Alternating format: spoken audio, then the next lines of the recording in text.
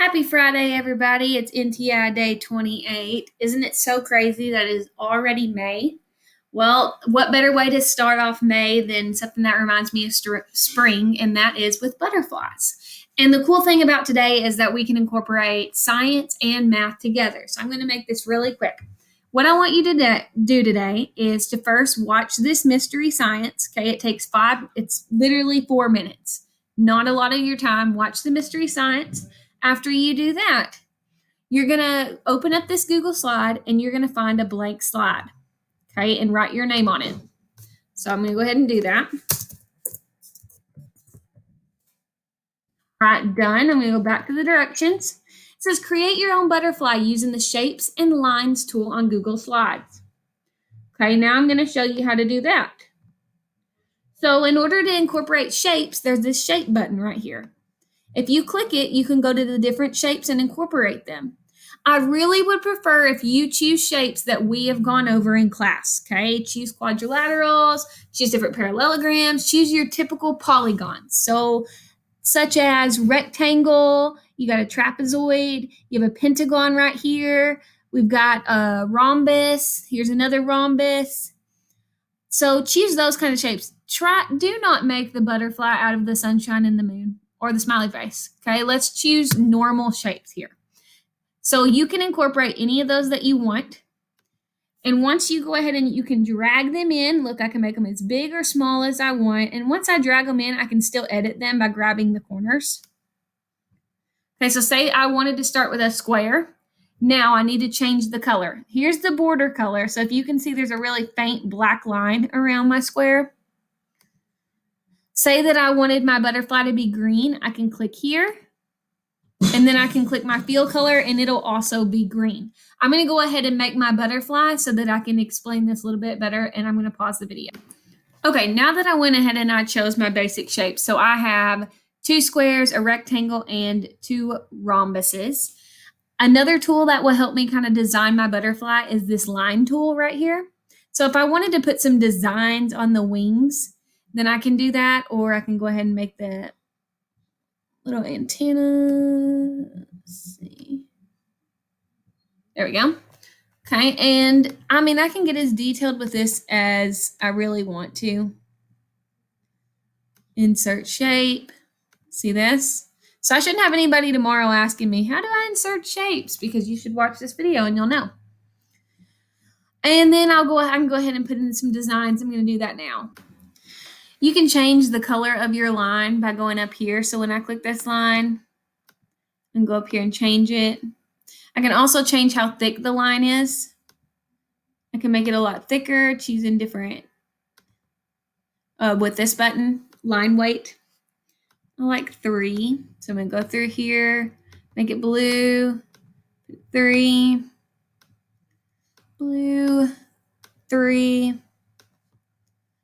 and then blue and 3. Okay, so notice how I did the same thing on one side as I did the other to make sure that my butterfly is symmetrical.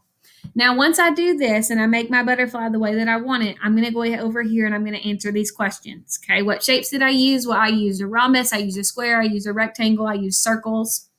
It says, does your butterfly resemble any animals? Well, if I think that maybe an animal looks like that, maybe like a garden snake would be something that it resembles, I can put that in there.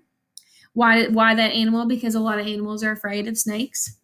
And then number 3, where it says, where can your butterfly be hidden or camouflage itself?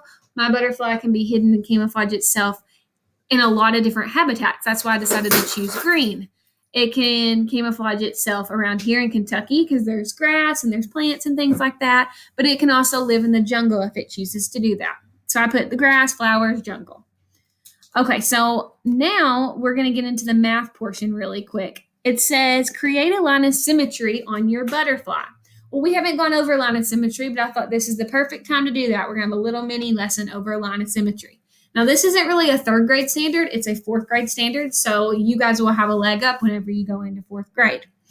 Now, line of symmetry is where you can split a shape right down the middle, and it's the same on both sides. So if I look at the rectangle, if I split it down the middle this way, I fold it hot dog style, it's going to be the same on both sides. Same way if I folded it hamburger style. It's the same on both sides. But it doesn't work like that for all shapes, and not all shapes have a line of symmetry. If I look at my rhombus, a lot of people will say, oh, I'm just going to fold it right down the middle like this. Well, a rhombus wouldn't be the same because this corner is not going to connect to this corner. In order to find a line of symmetry for a rhombus, you can go ahead and go diagonal, kind of treat it like a diamond.